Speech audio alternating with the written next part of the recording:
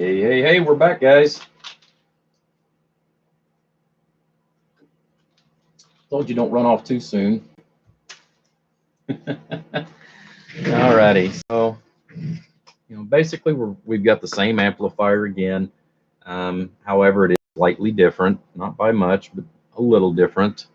The other one's gonna have everything's all smooth glass, or excuse me, gloss finish. This one's actually a two-tone. Believe it or not, it's actually a two-tone case. So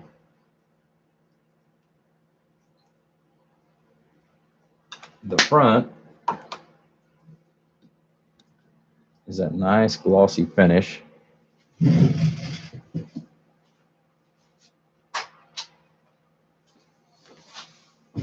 That's what we got here on the face. Like I said, nice clean gloss finish. You can even see my hand in the reflection. We've got a guy that's not too many miles away from me that he does this every day for a living. So, incredible quality. Definitely want to give him props and a shout out and say thank you again. We've got the top of this one, and I think this is what I'm going to go to as far as on the overall. It's actually a textured finish, kind of like a brown, kind of like the old Kennedy boxes, where it's like a brown wrinkle finish. Only this is black, and it's a little bit smoother, but really nice finish on the overall. All right, so as you guys have seen, like I said, we've had several of these that we've been building here lately. Been getting a lot of good reports, and everybody really seems to be enjoying as far as having an actual true biased amplifier, for the everyday, amp. So the other thing is the numbers have been really coming up good with them too. I've been really impressed. Most people typically, they only see, and apparently this thing,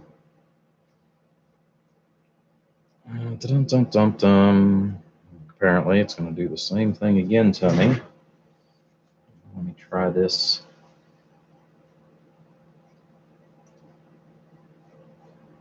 Okay. Hello, Charles. All right, so for whatever reason,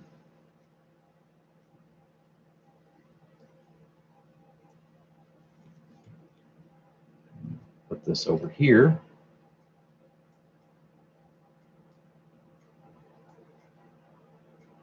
Let down. Come on.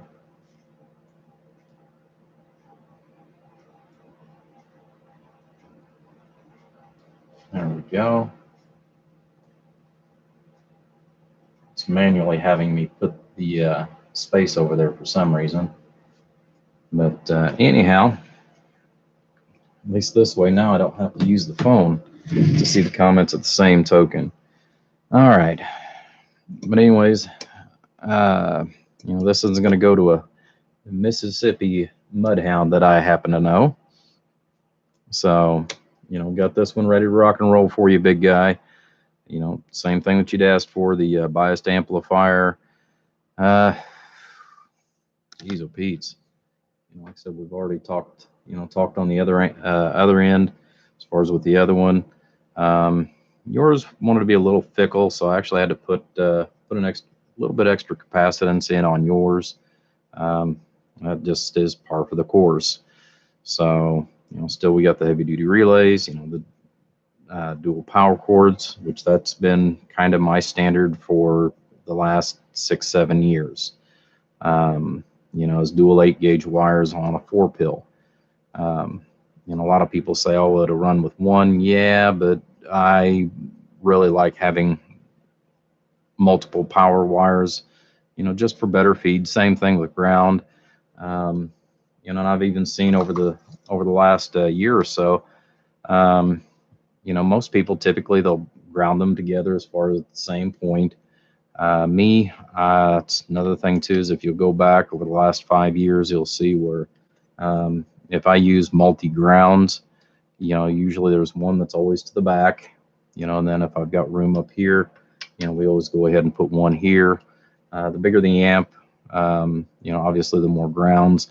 And when that happens, typically what I'll do is I'll go one step further, and up underneath, I'll actually run a ground wire directly to the physical heat sink itself. So, everything's not just on a board ground here and using the screws and the cabinet and everything. It's actually got a physical termination point on the heat sink as well on the much larger amps. But anyhow, like I said, big guy, we got you done. You don't have a Rainmaker sticker back here like we did on the other one, but you do have a Made in America sticker here. I think we've showed the back on a couple of these. Just to be a little different. If we can get in there.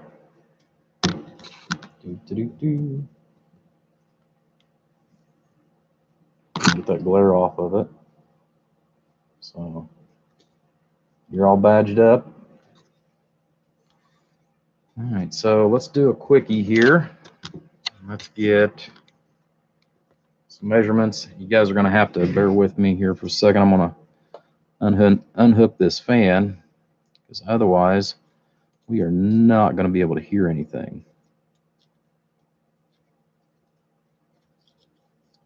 All right, just unhook the ground on the fan, because we do have a high flow fan. Let's go over ahead. We're going to start out here. Like I said, the other one I didn't take the time to do this, but I'll show you guys here on the spectrum analyzer. I went ahead and set this for a 50 megahertz bandwidth, so you can see the entirety of everything. And we're going to start out on the AM. So nice and clean. Low audio.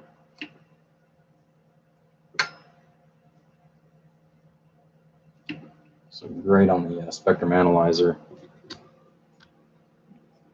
All right, so let's get in here. Can. There we go. Hello, Tracy. 312. Good evening from you down in Florida. All right. Let's go through the numbers here. Let's see where we're at. Okay, so I've still got the, I think that's still a 5-watt dead key. 3.5. We'll go back up to 5. Which is kind of a heavy carrier, but it's all right. Don't need that anymore. All right, so we got a 200-watt dead key. Audio. So about 380 as far as on the RMS, on the PEP. Hello, audio. We're looking at 700. So still pretty good. We're still using the Lincoln 2 Plus. Like I said, it's going to be comparable to what you're using. Just to kind of give you an idea. I'll switch over to the sideband here in a minute as well.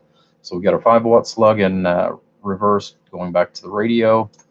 We've got our 5-watt slug in reverse coming back from the 5,000-watt bird dummy load, 1,000 watts in PEP, and 1,000 in RMS.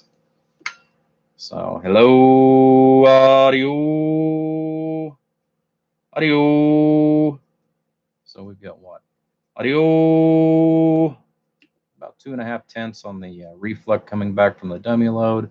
On the input, about 5/8 of a watt. Audio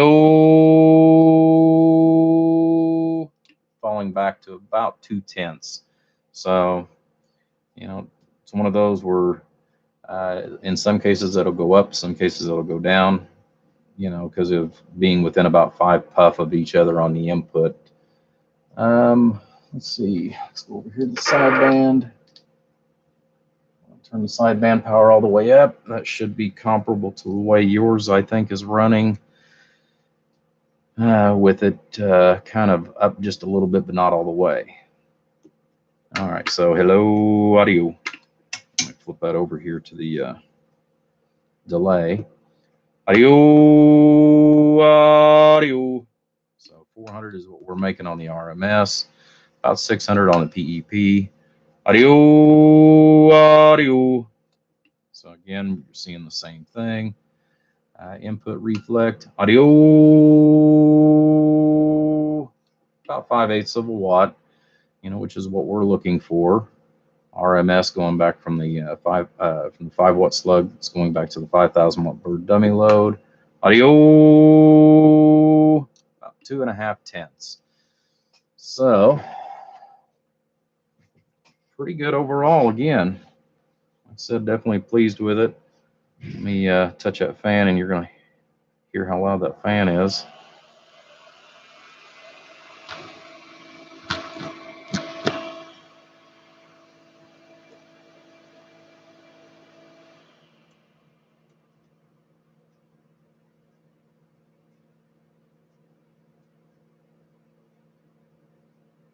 Yeah, well, hopefully 312. Hopefully early will get a chance to, catch up with you. Like I said, this one here, we got it done. Other than I got to take off my connectors here. Got to take those off, and this will become ring terminals because he's actually going to be using this as a base. So I've just got those on there for temporary. But I've got nice big beefy cord that I made up out of 2-gauge wire. So definitely able to feed things a lot better as far as on some of this stuff. But anyhow, for our Mississippi Mud Hound, you're one of our favorites, guy. All right, guys, take care. Hopefully you enjoyed, like I said, just a quick tutorial on this one. I've got another one coming up as soon as I send a message to another individual who has already watched and seen that his amplifier is ready to go. So I'll get with him, send him his quote as far as what's left, and then we're going to go to the next process and the next project. All right, guys, appreciate it. Catch you here in about 20 minutes.